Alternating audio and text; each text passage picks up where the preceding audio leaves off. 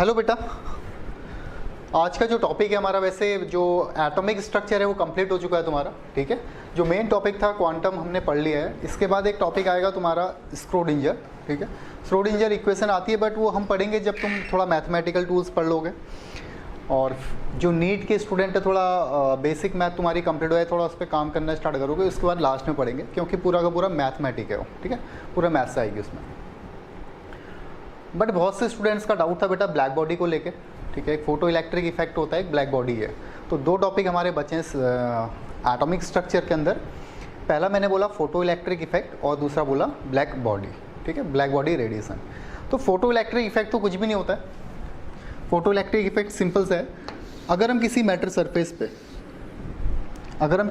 Surface पे light pass कराते हैं, ठीक है, इसमें लाइट आएगी या एनर्जी आएगी, तो यहाँ पे जो इलेक्ट्रॉन पड़े हैं बेटा मैटर सरफेस पे, क्या होंगे, जो इलेक्ट्रॉन है ये यहाँ से एमिट हो जाते हैं। बस फोटो इलेक्ट्रिक इफेक्ट का मतलब यही है कि हम क्या करते हैं, किसी मैटर पे किसी मेटल सरफेस पे क्या करते हैं, लाइट पास कराते हैं और उस लाइट से, उस एनर्जी से यहाँ से क्या होंगे, इलेक्ट्रॉन एमिट हो जाएंगे। ये बात हम पहले भी पढ़ चुके थे। अगर हम किसी मैटर पे या किसी एटम को एनर्जी देते हैं तो उसमें से इलेक्ट्रॉन क्या होते हैं, इजेक्ट होते हैं, इलेक्ट्रॉन निकल जाते हैं, जिसको हम क्या बोल रहे थे, आयनाइजेशन एनर्जी बोल रहे थे। यहाँ क्या बोल रहे हैं, किसी मेटल सरफेस पे हमने एनर्जी पास कराई तो यहाँ से ये इलेक्ट्रॉन बाहर हो गए। ये सिंपल सी बात थी फोटो इलेक्ट्रिक इफेक्ट्स पे। जनरली ये हम यहाँ पे लेते हैं सीजियम। जो बड़े एटम रहते हैं, जो एटम बड़े रहेंगे, उनको फोटो इलेक्ट्रिक इफेक्ट्स के लिए यूज़ किया जाता है। क्यों फोटो इलेक्ट्रिक इफेक्ट्स के लिए इसलिए यूज़ किया जाता है क्योंकि उसमें से इलेक्ट्रॉन ईजिली निकल जाते हैं। जिस भी एटम का साइज़ बड़ा होगा उसमें से इलेक्ट्रॉन्स क्या हो जाते हैं, ईजिली निकल जाते हैं। तो इसमें ज़्यादा परेशान होने की ज़रूरत नहीं है। ठीक है, सिंपल सा टॉपिक है फोटो इलेक्ट्रिक इफेक्ट। किसी भी मैटर सरफेस पे जब हम लाइट पास कराते हैं तो उसमें से जो इलेक्ट्रॉन एमिट हो रहे हैं, वो जो पूरी प्रोसेस है उसको क्या बोल रहे हैं हम, उसको क्या बोलते हैं, फोटो इलेक्ट्रिक इफेक्ट बोला जाता है। ठीक है, अब एक टॉपिक और था ब्लैक बॉडी रेडिएशन। इसको ध्यान से समझना। इसको समझने से पहले एक चीज़ ध्यान से समझना, होता क्या एक्चुअली, तुम्हारे पास एक मैटर है, कोई भी बॉडी है, कोई मैटर बॉडी है। अगर हम इसमें लाइट पास कराते हैं बेटा, सपोज अब इसमें क्या कर रहे हैं, वाइट लाइट पास करा रहे हैं, वाइट लाइट। वाइट लाइट तुम्हें याद है मैंने क्या बोला था, वाइट लाइट मतलब उसको क्या बोलते हैं, विजिबल लाइट्स बोला जाता है वाइट लाइट को। और वाइट लाइट में मैक्सिमम खूब सारी वेवलेंथ्स होती हैं। जब भी हम वाइट लाइट की बात करते हैं तो बेटा वाइट लाइट में बहुत सारी वेवलेंथ होती हैं। हमें लग रहा है कि वाइट लाइट तो वाइट होनी चाहिए, बट एक्चुअल में इसमें होता क्या है, अलग अलग वेवलेंथ होती हैं। वेवलेंथ मीन्स कलर होते हैं, जिसको हमने क्या बोला था, विबग्योर। समझ आ रहा है। हमने ये पढ़ा था बेटा जब हम पढ़ रहे थे इलेक्ट्रोमैग्नेटिक वेव्स के बारे में। तो मैंने बताया था 400 से 750 4 से 750 तक क्या रहती है, विजिबल स्पेक्ट्रम रहती है। वो यही थी वाइट लाइट। तो वाइट लाइट में क्या रहते हैं, बहुत सारे अलग अलग कलर रहते हैं और उन कलर को कैसे देख रहे हैं हम, वेवलेंथ से, जिसको हम क्या बोलते हैं, λ1, λ2, λ3 और λ4 ले सकते हैं। ध्यान से समझना क्या बोला। ये छोटे छोटे जो टॉपिक है बेटा, इनमें डाउट नहीं आने चाहिए क्योंकि ये पूरा थियोरेटिकल है। जो पूरा हाथी है वो तुम देख चुके हो, पूरा हाथी को तुमने कवर कर लिया है, बट अब लास्ट की पूंछ बची है, तो इसमें ज़्यादा परेशान नहीं होना है। बोहर मॉडल तुमने क्लियर कर लिया, ठीक है, जहाँ पे फंसते थे बच्चे वो क्लियर हो गया। न्यूमेरिकल तुमने उसके क्लियर कर लिए, ठीक है। क्वांटम नंबर काफ़ी अच्छे से क्लियर कर लिया और बहुत से अच्छे आंसर भी आ रहे थे। मतलब मुझे लगता है कि 50% से ज़्यादा वो पोर्सन तुम्हें समझ आ चुका था। तो इन छोटे छोटे टॉपिक्स में मत अटकना, ठीक है, क्योंकि इतनी डिफिकल्ट चीज़ अगर पढ़ ली है तो इन छोटी सी बातों में मत अटकना। वाइट लाइट मैंने क्या बोला, अलग अलग वेवलेंथ इसमें रहती हैं, अलग अलग कलर्स इसमें रहते हैं। ठीक है, कौन कौन से हमने बोला, λ1, λ2, λ3, λ4 हो सकते हैं ऐसे। ठीक है, लैम्डा मतलब वेवलेंथ। Very good. तो जब हम इस बॉडी पे पास कराते हैं, इस मैटर में ये वाइट लाइट डलवाते हैं, तो इसमें तीन चीज़ें हो सकती हैं। या तो ये लाइट एब्जॉर्ब हो जाएगी, या तो क्या हो जाएगी, एब्जॉर्ब्ड हो जाएगी, या रिफ्लेक्ट हो जाएगी, या ट्रांसमिट हो जाएगी।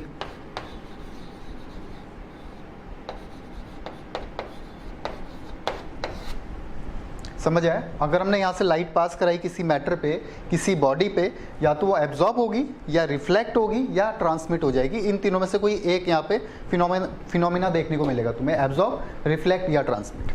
मतलब ये बॉडी है, तुमने यहाँ पे लाइट पास कराई, या तो इसने पूरा इसको एब्जॉर्ब कर लिया, या क्या होगी, ट्रांसमिट होगी, या इसने क्या करा, इसको रिफ्लेक्ट करा, यहाँ से टकरा के वापस आई।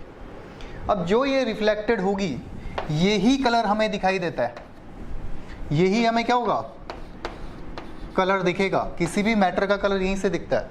हमने किसी पे लाइट पास कराई या लाइट आ रही है टकरा के, जो रिफ्लेक्ट होकर हमारे आंखों को दिख रही है वही कलर हमें दिखाई देता है। जैसे हमने एक लीफ की बात करी, किसी पत्ते की बात करते हो, ग्रीन कलर का है, इसका मतलब उसमें जो रेडिएशन पड़ी, उसमें जो लाइट पड़ी, वहाँ से कौन सा कलर तुम्हें रिफ्लेक्ट कर रहा है, ग्रीन कलर, और तुम्हें क्या दिखाई दे रहा है, ग्रीन कलर दिखाई दे रहा है। किसी मैटर पे हमने visible lights, white light pass कराई, तो उसमें क्या क्या हो सकता है, या तो एब्जॉर्ब हो सकता है, या रिफ्लेक्टेड हो सकता है, या तो ट्रांसमिट हो सकता है। तो जो कलर या जो वेवलेंथ रिफ्लेक्ट होगी वही तुम्हें वहाँ पे सामने दिखाई देगी। इतनी बात क्लियर है बेटा? इतनी बात क्लियर है? ओके। कलर वाला फिनोमिना समझ आ गया कि कलर कैसे दिख रहा है, जो रिफ्लेक्ट करेगी। ठीक है, ओके। अब अगर मैटर को हीट किया जाए, अगर ये तो कलर दिख गया हमें, ये बात तो हमें समझ आती है कि हमें कलर कैसे दिख रहा है, ठीक है। बट अगर इसको हीट किया जाए, किसी मैटर को अगर हीट करेंगे तो क्या होगा? तुमने देखा कभी अगर लोहे को हीट करते हो तो रेड कलर तुम्हें दिखाई देता है? कभी सोचा उसको ऐसा क्यों हो रहा है? अगर कोई बॉडी है, तुमने क्या करा, इसको हीट करना स्टार्ट किया बेटा, ठीक है, तो इसमें से क्या होगी, बहुत सारी वेवलेंथ्स निकलेंगी, बहुत सारी रेडिएशन निकलेंगे। अगर तुम किसी मैटर को हीट करते हो तो इसमें से बहुत सारी रेडिएशन निकलेगी, बहुत सारी वेवलेंथ मतलब जीरो से लेकर इनफाइनाइट तक की जितनी भी वेवलेंथ है सब निकलेंगी। अगर तुम किसी बॉडी को हीट करते हो तो उसमें जीरो से लेकर इनफाइनाइट तक जितने भी वेवलेंथ है वो सब निकलेंगी। जितने भी वेवलेंथ मतलब समझ पा रहे हो, जितने भी कलर हैं वो सब निकल रहे हैं। तो सपोज हमने बोला ये आयरन है, आयरन रॉड है, सपोज हमने इसको हीट करा, हमें रेड कलर दिखाई दिया, जबकि मैं अभी क्या बोल रहा हूँ कि हमें जीरो से इनफाइनाइट तक जितनी भी वेवलेंथ है वो सब दिखनी चाहिए थी, क्योंकि सब निकल रही है। तो फिर बेटा कौन सी वेवलेंथ तुम्हें दिखेगी?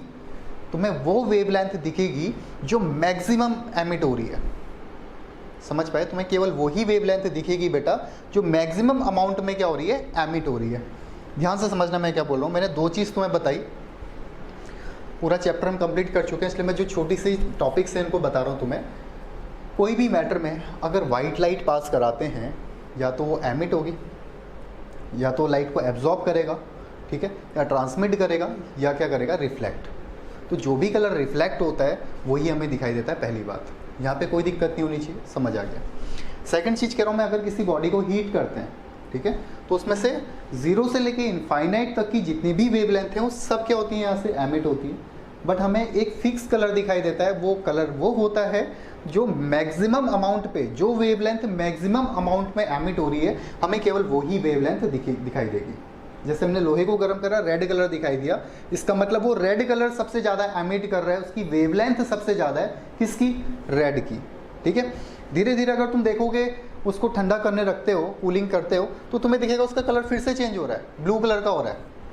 ठीक है, ब्लू कलर हो रहा है या पर्पल कलर हो रहा है, तो वही कलर तुम्हें दिखाई दे रहा है बेटा जो क्या हो रहा है, मैक्सिमम वेवलेंथ है, जिसकी मैक्सिमम है। अगर हम इसका ग्राफ बनाए, इंटेंसिटी होगा, इंटेंसिटी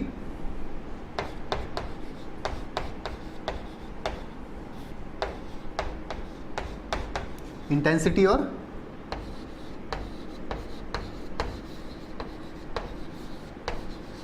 वेवलेंथ के बीच में,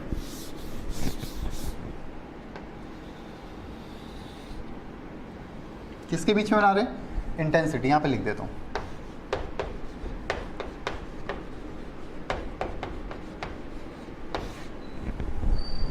ठीक है। तो इंटेंसिटी और वेवलेंथ का अगर तुम ग्राफ देखोगे, किसके लिए, किसी भी मेटल के लिए, किसी भी मैटर के लिए, या किसी भी बॉडी को जब हम हीट कर रहे हैं, तो इंटेंसिटी मतलब कितने अमाउंट रिलीज हो रहा है, ठीक है। तो जैसे जैसे वेवलेंथ कम है तो अमाउंट कम है रिलीज का, ये धीरे धीरे बढ़ेगा और एक फिक्स टाइम के बाद क्या होगा, वापस डाउन आ जाएगा। ये क्या है तुम्हारा मैक्सिमम पोर्शन है, जो कलर तुम्हें दिखाई देगा, ये क्या है, मैक्सिमम, जो तुम्हें क्या दिखाई दे रहा है यहाँ पे, कलर। और इस पोर्शन को बोला जाता है बेटा लैम्डा मैक्स। बिल्कुल भी कंफ्यूज नहीं होना है, बहुत सिंपल चीज़ें हैं, इसको बिल्कुल भी कॉम्प्लेक्स मत बनाना। समझ पा रहे हो मैंने क्या बोला? किसी भी मैटर को अगर हीट करते हैं तो वो सभी टाइप की वेवलेंथ क्या करती है? एमिट करती है, 0 से लेके इनफाइनाइट तक हमेशा।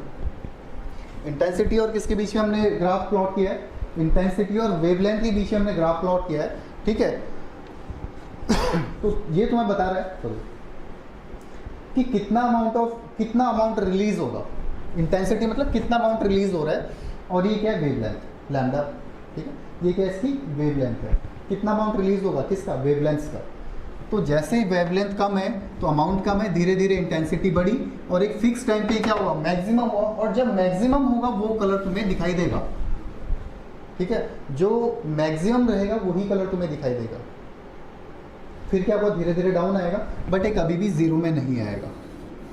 देखो, ये कभी भी 0 में नहीं आएगा, क्योंकि वेवलेंथ कभी भी इसकी ऐसा नहीं कि बिल्कुल ही 0 हो जाए, एमिट ही ना हो। समझ पा रहे? यहाँ से स्टार्ट हुआ, ये जो ग्राफ है, समझ पा रहे हो? वेवलेंथ और इंटेंसिटी के बीच में ये जो ग्राफ मैं प्लॉट कर रहा हूँ, वेवलेंथ एंड इंटेंसिटी के बीच में, जब हम किसी मैटर को हीट कर रहे हैं, किसी बॉडी को हीट कर रहे हैं, तो वेवलेंथ कम थी, ठीक है, इंटेंसिटी कम थी, धीरे धीरे धीरे धीरे वेवलेंथ बढ़ी, और एक फिक्स टाइम पे आके ये क्या थी? मैक्सिमम थी। तो जहाँ ये मैक्सिमम रहेगी वो कलर हमें दिखाई देगा, ठीक है। उसके बाद बहुत सारे कलर्स हैं, लेकिन ये धीरे धीरे डाउन हो गया, ठीक है, बट 0 कभी भी नहीं होगा। तो जो मैक्सिमम टाइम पे रहेगा वो हमें कलर दिखाई देगा, और उसको हम बोलते हैं लैम्डा मैक्सिमम। क्या बोलते हैं? Lambda maximum. यही मैं बात कर रहा था, जिसकी वेवलेंथ सबसे ज़्यादा होगी वही कलर हमें दिखाई देगा। जिसकी वेवलेंथ क्या होगी? जिसकी वेवलेंथ मैक्सिमम होगी वो कलर हमें दिखाई देगा। यही बात बोल रहा था मैं। हमने आयरन रॉड को हीट किया तो रेड कलर दिखाई दिया, इसका मतलब रेड कलर की वेवलेंथ मैक्सिमम होगी। ये अगर सपोज आयरन होता, ठीक है, हमने उसको हीट करना स्टार्ट किया, तो यहाँ से क्या हुआ? एमिट होना स्टार्ट हुआ वेवलेंथ, ये वेवलेंथ एमिट हो रही है, ये मैक्सिमम है। यहाँ पे सबसे ज़्यादा वेवलेंथ एमिट हो रही है, इसकी वेवलेंथ सबसे ज़्यादा है किसकी? रेड कलर की। उसके बाद धीरे धीरे डाउन हो गया। क्लियर है? तो जो भी किसी भी बॉडी को अगर हम हीट करते हैं तो 0 से लेके इनफाइनाइट तक सभी वेवलेंथ एमिट होती हैं, बट तुम्हें केवल वही कलर दिखाई देगा जो क्या है? मैक्सिमम है। तुमने पूरे इस फिनोमिना में यही समझना है कि कलर तुम्हें केवल वो दिखाई देगा जब किसी भी बॉडी को हीट करते हैं, केवल वही कलर दिखाई देगा जिसकी वेवलेंथ मैक्सिमम है, ठीक है। और सिंपल टर्म में अगर कोई लाइट पास हो रही है, किसी में हम लाइट डाल रहे हैं किसी भी बॉडी में, तो तुम्हें वो कलर दिखाई देगा जो क्या होता है? रिफ्लेक्ट होता है। क्लियर है? ओके, ठीक है, इसको नोट करना बेटा। अब ब्लैक बॉडी मतलब क्या होता है? मेन बात आती है अब, ब्लैक बॉडी का मतलब क्या होता है? ऐसी बॉडी बेटा, अगर हम उसमें लाइट पास कराते हैं या लाइट डालते हैं तो वो सभी को एब्जॉर्ब कर जाता है। मैंने क्या बोला था? अगर कोई बॉडी में हम लाइट डाल रहे हैं तो या तो वो क्या होगी? एब्जॉर्ब होगी, या रिफ्लेक्ट होगी, या क्या होगी? ट्रांसमिट। बट इसमें क्या हुआ? सबकी सब एब्जॉर्ब होगी, कुछ भी रिफ्लेक्ट नहीं हुई। ऐसी बॉडी जिसमें सभी लाइट क्या होगी? एब्जॉर्ब हो गई है, वो क्या कहलाएगी? ब्लैक बॉडी कहलाएगी। अगर जिसमें सभी लाइट क्या होगी? एब्जॉर्ब हो गई है, उसको क्या बोलेंगे?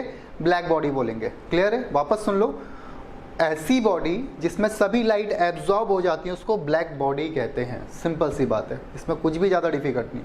बट अगर इसको हीट करना स्टार्ट कर दिया, इसी बॉडी को अगर हीट करेंगे तो जैसे बाकी मैटर बिहेव कर रहे थे वैसे ये भी बिहेव करेगा। जैसे बाकी बॉडी बिहेव कर रही थी सेम ये भी बिहेव करेगी। बाकी बॉडी क्या बिहेव कर रही थी कि उसमें 0 से लेके इनफाइनाइट तक सभी वेवलेंथ एमिट हो रही थी, सेम चीज़ इसमें भी होगी ब्लैक बॉडी में, अगर इसको हीट करते हो।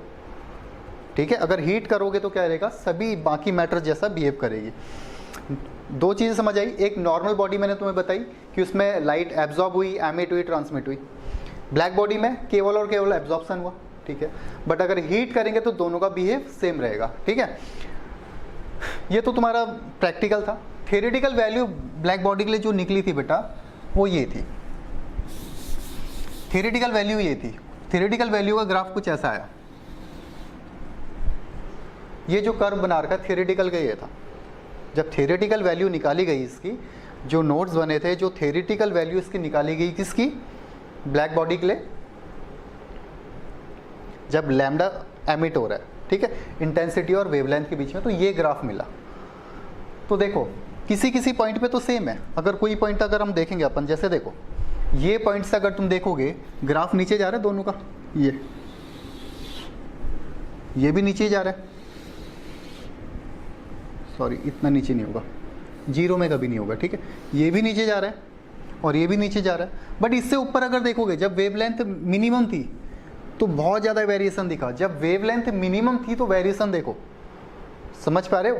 थियोरेटिकल वैल्यू में जब वेवलेंथ मिनिमम थी तो इंटेंसिटी मैक्सिमम थी।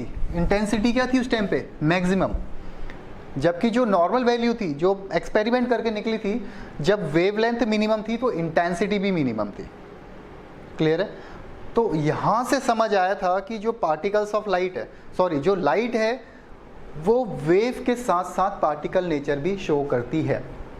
समझ पा रहे हो? हमने क्या बोला, ये लाइट आई, ज़्यादा कॉम्प्लेक्स बनाना मत बेटा प्लीज़, मैं वापस से बोल रहा हूँ।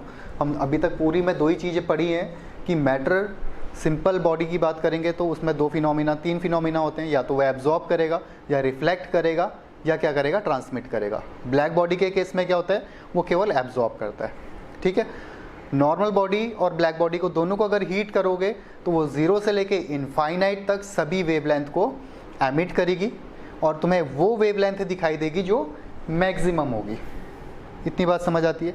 अब जब लाइट का ये जो डायग्राम ड्रॉ किया गया इंटेंसिटी वर्सेस वेवलेंथ के बीच में, तो ये थियोरेटिकल वैल्यू थी। ऊपर जो कर्व बना रखा मैंने, जो ऐसा कर्व बना रखा है, ये क्या थी? थियोरेटिकल वैल्यू थी, जबकि ये क्या है? एक्सपेरिमेंटल है। तो यहाँ से लेके नीचे को तो ये सेम थी, बट थियोरेटिकल वैल्यू में इंटेंसिटी मैक्सिमम है जब वेवलेंथ कम थी। वेवलेंथ कम है, इंटेंसिटी मैक्सिमम है। जबकि एक्सपेरिमेंटल में अगर तुम देखोगे बेटा, वेवलेंथ कम है, इंटेंसिटी भी कम है। तो दोनों का ग्राफ अलग अलग हो गया। किसका? थियोरेटिकल और एक्सपेरिमेंटल का। दोनों का ग्राफ अलग अलग हो गया। इसका मतलब समझती कि कहीं ना कुछ गड़बड़ तो हो रही है। दोनों का ग्राफ अलग अलग आ गया, इसका मतलब कहीं ना कोई तो गड़बड़ हो रही है। तो यहीं से हमें समझ आया बेटा कि जो लाइट है वो वेव के साथ साथ कभी कभी पार्टिकल नेचर भी शो करती है, जिसको किसने क्लियर कर दिया था आगे? मैक्स प्लांक ने। उसने क्या बताया? जो लाइट है वो छोटे छोटे पैकेट्स के फॉर्म में आते हैं, जिसको क्या बोला जाता है? जिसको क्या बोला जाता है? क्वांटा या फोटोन। तो यही पूरी कहानी है। समझ गए? ग्राफ में ज़्यादा कंफ्यूज नहीं होना है। ग्राफ है वेवलेंथ वर्सेस इंटेंसिटी का। ठीक है, ग्राफ वर्सेस इंटेंसिटी का। ठीक है, ये समझ आ गया होगा।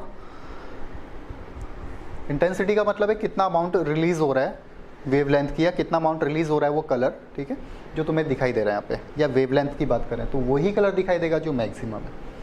ठीक है, फोटो इलेक्ट्रिक इफेक्ट का मतलब फटाफट से रिवाइज कर लो। फोटो इलेक्ट्रिक इफेक्ट का मतलब अगर हम किसी मेटल सरफेस पे लाइट पास कराते हैं या लाइट वो कोई भी रेडिएशन उसमें डालते हैं, तो उसमें से कुछ इलेक्ट्रॉन एमिट होते हैं, जिसको हम क्या बोलते हैं? फोटो इलेक्ट्रिक इफेक्ट बोलते हैं। जनरली यहाँ पे जो बड़े अमाउंट, जो ऐसे ऐसे एटम लिए जाते हैं जिसका साइज़ बड़ा है। ठीक है, क्यों? क्योंकि जिस भी एटम का साइज़ बड़ा होगा उसमें से इलेक्ट्रॉन को निकालना काफ़ी आसान होता है, उसमें कम एनर्जी देनी पड़ती है। फिर बात आती है ब्लैक बॉडी की। तो ब्लैक बॉडी का सिंपल सा मतलब ऐसा है, ब्लैक बॉडी मतलब है ऐसी बॉडी जो सभी वेवलेंथ को, सभी कलर को एब्जॉर्ब कर लेती है। ठीक है, बट अगर उसको हीट किया जाता है तो बाकी नॉर्मल बॉडी जैसा बिहेव करती है, सभी वेवलेंथ्स को एमिट करती है 0 से लेके इनफाइनाइट तक। फिर कर्व बनाया गया, एक ग्राफ प्लॉट किया वेवलेंथ और इंटेंसिटी के बीच में, जहाँ पे एक्सपेरिमेंटल और थियोरेटिकल दोनों वैल्यू क्या थी? अलग अलग आ रही थी। जहाँ से समझ आया जो लाइट है वो वेवलेंथ के साथ साथ पार्टिकल नेचर भी शो करती है, जिसको आगे किसने क्लियर कर दिया था? मैक्स प्लांक ने। ठीक है, और उसने क्या बोला था? लाइट छोटे छोटे पैकेट्स के फॉर्म में आ रही, जिसको क्वांटा या फोटोन बोला जाता है। ठीक है, फोटोन को भी तुम्हें पता होगा अलग अलग एनर्जी रहती है, फ्रिक्वेंसी रहती है। ठीक है, फोटोन्स के बारे में हम बात कर चुके हैं शायद। जो छोटे छोटे पैकेट्स आते हैं उनको हमने फोटोन बोला था। तो ब्लैक बॉडी मुझे लग रहा है क्लियर होगी। ब्लैक बॉडी क्लियर है बेटा, फोटो इलेक्ट्रिक इफेक्ट भी क्लियर है। तो तुम्हारा यहाँ पे एटॉमिक स्ट्रक्चर कंप्लीट होता है। एक लास्ट टॉपिक है जिसको हम पढ़ेंगे कुछ क्लासेस के बाद। ठीक है, श्रोडिंजर इक्वेशन है, क्योंकि पूरा मैथमेटिकल टूल है, उसमें साई का यूज़ करेंगे। अच्छा, एक टॉपिक और समझ लो लास्ट में, ये तुम्हें नहीं पता होगा।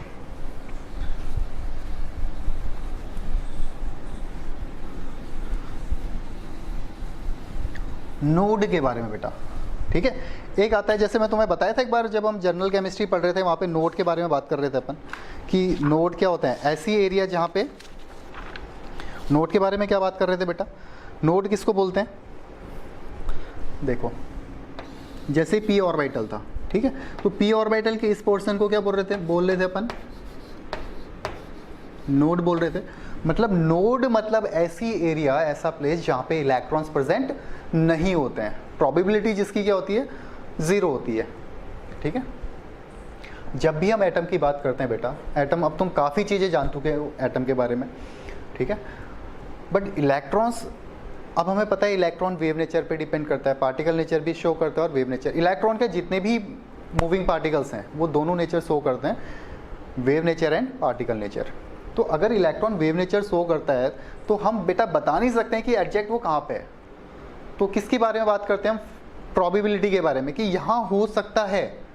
समझ पा रहे हो कि अगर इलेक्ट्रॉन वेव नेचर शो कर रहा है तो हम किसके बारे में बात करेंगे, इलेक्ट्रॉन की प्रोबेबिलिटी के बारे में कि यहाँ पे वो मिल सकता है।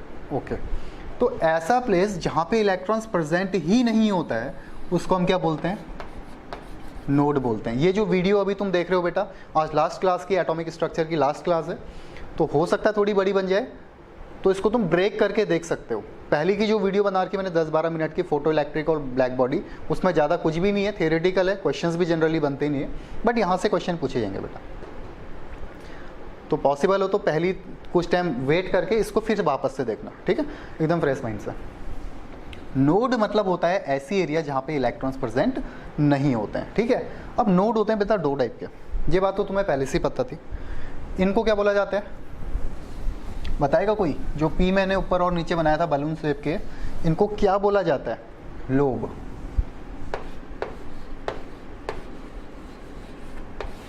नोड को कैटेगराइज कर रखा बेटा 2 तरीके से, ठीक है। फर्स्ट वन होता है रेडियल नोड और दूसरा होता है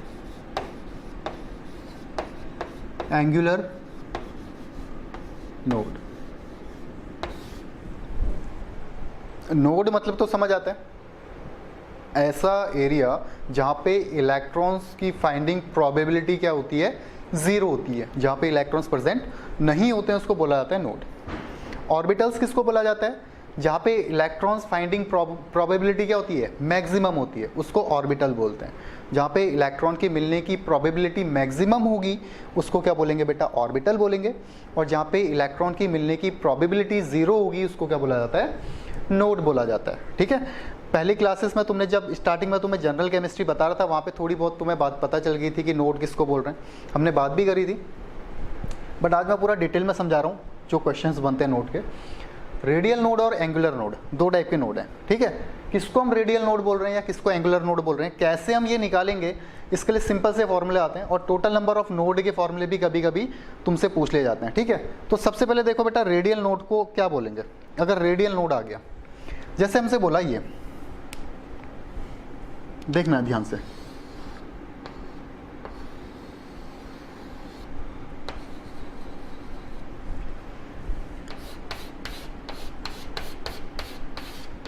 ये देखो, ये 1s है, ये क्या बोल रहे हैं, स्फेरिकल शेप है, और कौन है, 1s। ये सेंटर वाला पार्ट क्या है, इसका न्यूक्लियस है, और ये जो मैंने पूरा ड्रॉ कर रखा है ये क्या है, इलेक्ट्रॉन्स है, ठीक है।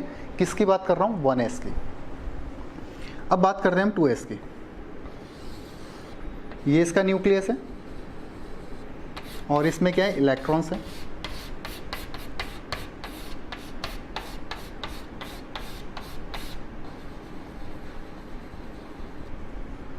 समझना बेटा इसको, ये किसकी बात कर रहे हैं हम, 2s की। देखो अब ये 1s,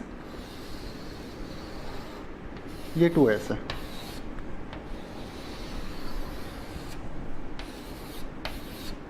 ये जो मैं ड्रॉ कर रहा हूँ ये इलेक्ट्रॉन्स है,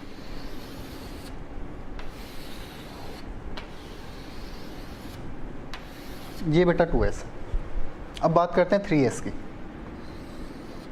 मैं प्लीज़ तुमसे रिक्वेस्ट कर रहा हूँ इस क्लास के लिए कि इसको ध्यान से समझना, क्योंकि मैंने तुम्हें पहले भी बता चुका हूँ कि क्वांटम से क्वेश्चंस बनते हैं और एक क्वांटम का ही क्वेश्चन आएगा।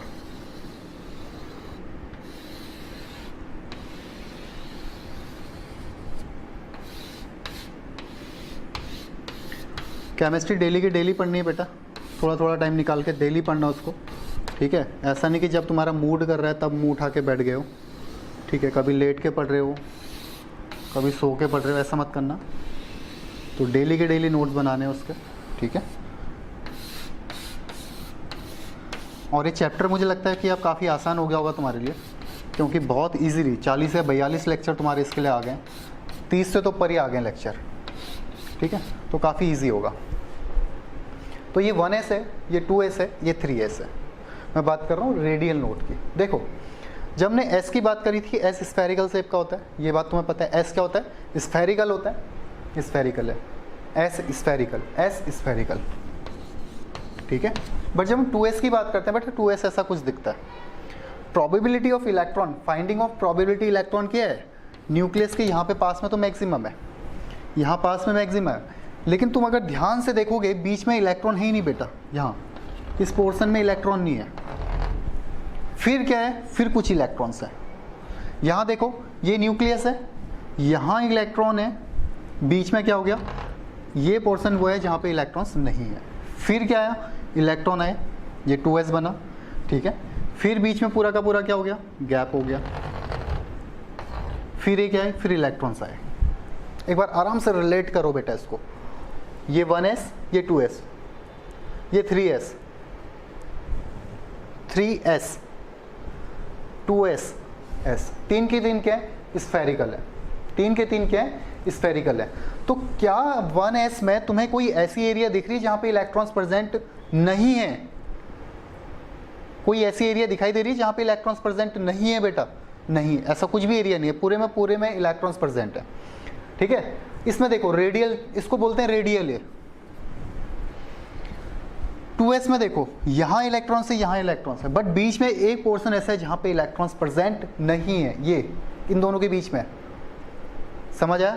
एक एरिया ऐसी है, इसका मतलब ये नोड क्या है? एक नोड है।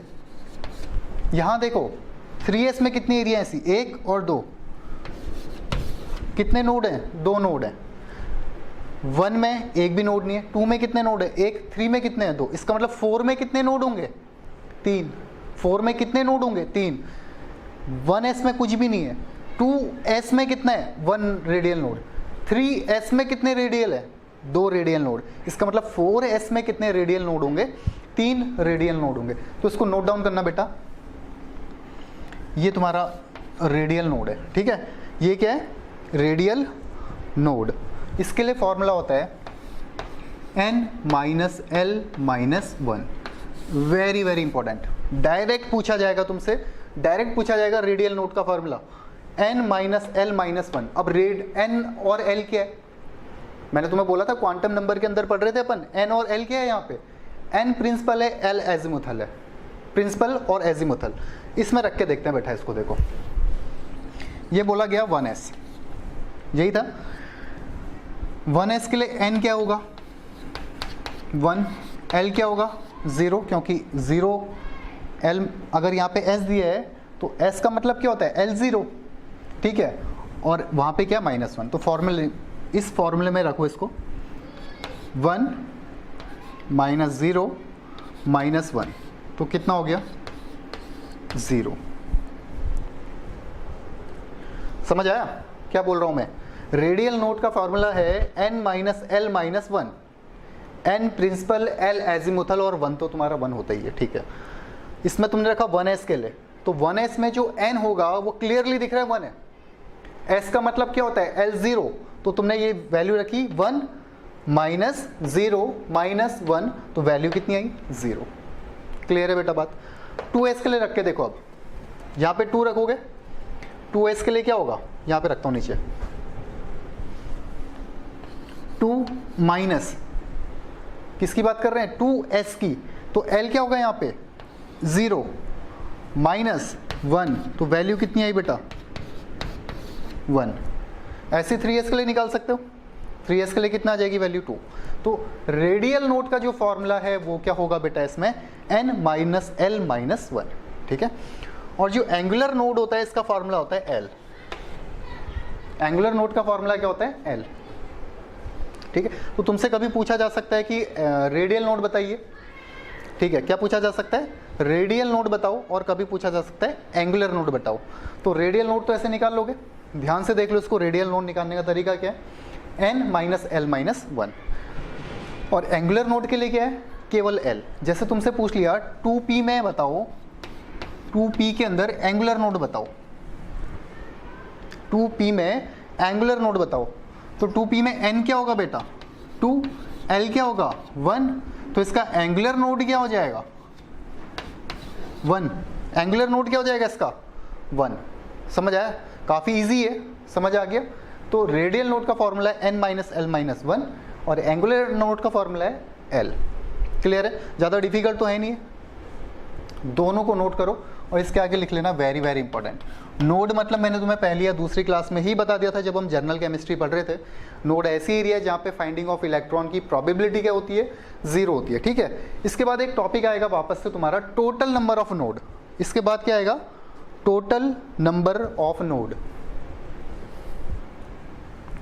यहां पे लिख लेते हैं उसको, टोटल नंबर ऑफ नोड, ये होता है n माइनस 1, n माइनस 1। इसके लिए देखो 2p में तुमसे पूछा टोटल नंबर ऑफ नोड बताओ, तो क्या हो जाएगा, n कितना है इसका 2 माइनस 1, तो कितना आ गया 1। समझ आया, एक बार देखते हैं। ठीक है, इसको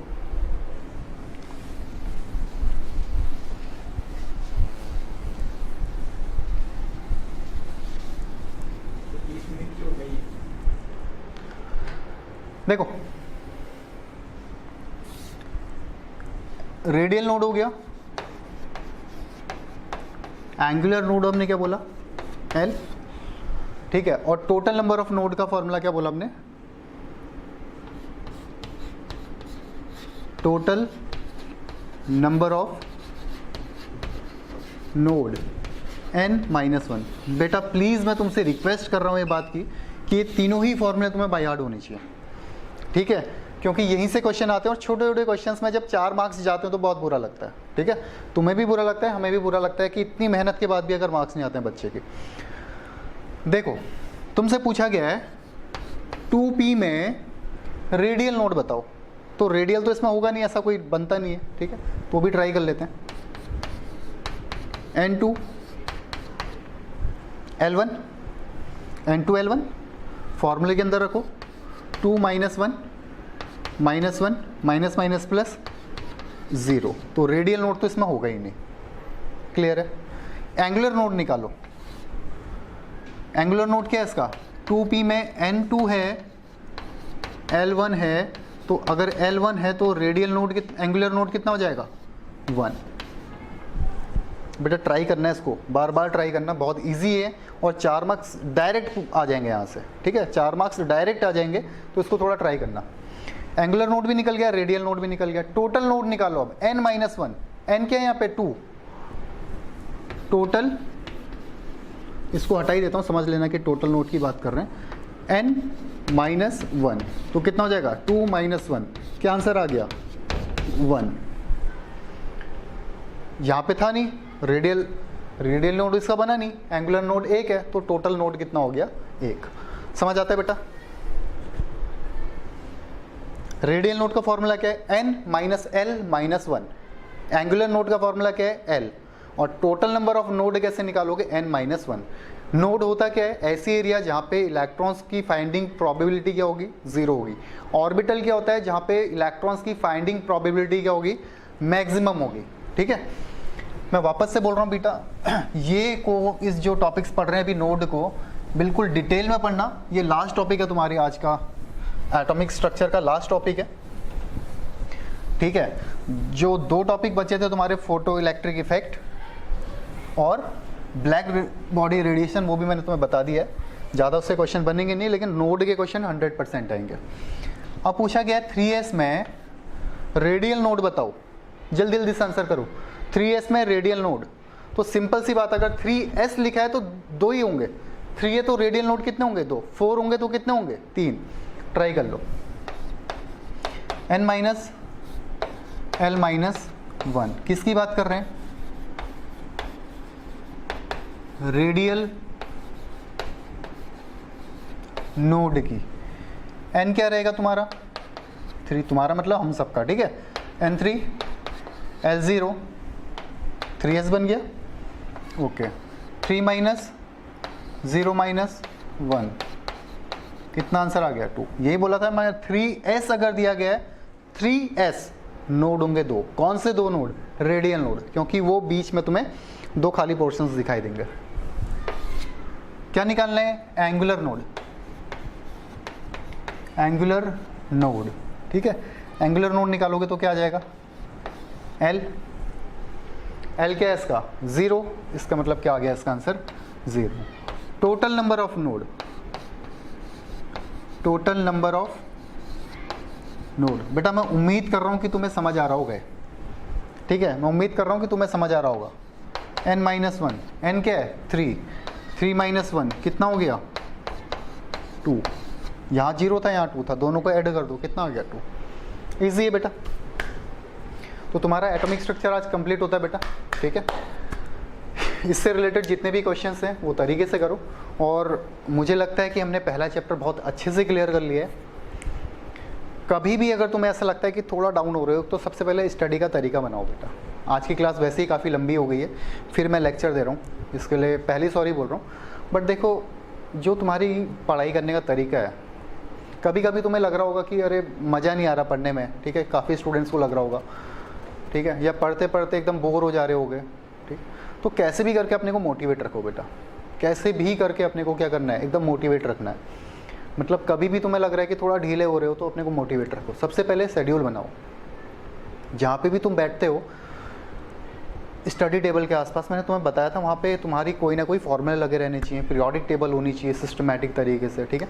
क्योंकि बिना उसके कर नहीं सकते हो। जो भी बनने जा रहे हो, डॉक्टर या इंजीनियर, अपना बेस्ट कॉलेज देखो बेटा, वो कॉलेज के बारे में सर्च करो, जिस भी कॉलेज के बारे में तुम, जैसे बहुत से स्टूडेंट अभी सॉफ्टवेयर इंजीनियर बनना चाह रहे होंगे, तो उसके बारे में सर्च करो कि बेस्ट कॉलेज कौन सा है, ठीक है। जैसे अगर आईआईटी की बात करूँ तो आईटी के लिए, आईटी ब्रांच के लिए आईआईटी बॉम्बे बेस्ट है।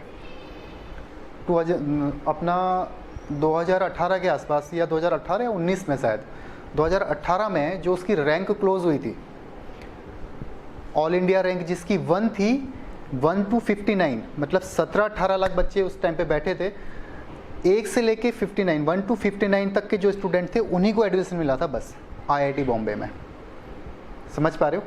ज़्यादा डिफिकल्ट कुछ भी नहीं है। अगर तुम अभी से सिस्टमैटिक पढ़ाई करोगे, सिस्टमैटिक स्टडी कर रहे हो, अपने को डेली रूटीन में डाल रहे हो, तो काफ़ी ईजी है, ठीक है। बट देखो, उसके बारे में पढ़ना स्टार्ट करो जिस भी कॉलेज में तुम जाना चाह रहे हो, ठीक है। मैं स्पेशली नहीं आईआईटी की बात नहीं कर रहा हूँ, तुम जिस भी फील्ड में जाना चाह रहे हो उसके बारे में सर्च करो। उसका जो बेस्ट बंदा है, जो उसमें तुम्हें लगता है कि यार ये कुछ कर गया है, उसके बारे में पढ़ो, तो तुम्हें पता चलेगा उसके पीछे स्ट्रगल बहुत है। समझ पा रहे हो? उसके पीछे बहुत बड़ा स्ट्रगल होगा और मज़ा आएगा उसको पढ़ने में। जैसे अगर तुम केमिस्ट्री की बुक उठा के देखोगे ना, उसमें छोटे छोटे से साइंटिस्ट की फ़ोटो चिपकी रहती है, कुछ लिखा रहता है, उसको कोई पढ़ता ही नहीं है। बट बहुत ज़्यादा इंटरेस्टेड स्टोरी होती है वो, बहुत मज़ेदार स्टोरी होती है वो। जैसे लेवोसियर के बारे में अगर तुम्हें पता होगा, एक साइंटिस्ट था लेवोसियर, जिसने एलिमेंट्स को कैटेगराइज किया था मेटल और नॉन मेटल में, ठीक है। और उस साइंटिस्ट को बेटा फादर ऑफ केमिस्ट्री बोला जाता है, बट उसको कुछ लोगों ने मार दिया था, उसका गला काट के उसको मार दिया गया था। क्यों? क्योंकि उसने सिंपल ये बात बताई थी कि जो अपनी एयर कॉम्पोजिशन है, जो एयर है, उसमें कुछ डस्ट पार्टिकल्स भी हैं, ठीक है। बट उस टाइम पे लोग इसको भगवान मानते थे हवा को, नहीं उसमें कुछ गंदगी नहीं हो सकती, ऐसा कुछ बातें थी, तो उसको मार दिया। तो समझ रहे हो तुम, काफ़ी स्टोरी इसके पीछे हैं, तब जाके इतने सक्सेस हो रहे हैं। जो हम पढ़ रहे हैं आजकल, 100 साल पुरानी चीज़ें पढ़ रहे हैं, ये बहुत ज़्यादा सक्सेस लोग थे। अगर कभी भी तुम्हें लगता है, ऐसा नहीं है कि एक ही एक्सपेरिमेंट में वो पास हो गए, उनने बहुत सारे एक्सपेरिमेंट करे होंगे, बहुत सारे फेलियर्स उनके अंदर आए होंगे, उसके बाद भी क्या है, इतने आगे निकल गए। जिस भी बच्चे को ये अंदर से गट्स हैं कि नहीं वो कुछ कर सकता है, ठीक है, तो एकदम बेटा सबसे पहले तो अपने को रूटीन में डालो, एकदम सिस्टमैटिक रूटीन करो अपना। डेली इतने घंटे पढ़ना है, इतने घंटे गेम्स में जाना है, इतना कुछ भी, मतलब जो भी तुम्हारा रूटीन है, फिक्स रूटीन करो और उसको प्रॉपर 2 साल तक फॉलो करना है तुमने। और यकीन मानो, अगर 2 साल तक ये चीज़ फॉलो करते हो तो इसके आगे कुछ भी डिफ़िकल्ट नहीं है, ठीक है। चलो बेटा, मिलते हैं नेक्स्ट क्लास में कुछ नए टॉपिक्स के साथ, नए चैप्टर के साथ। चलो बाय।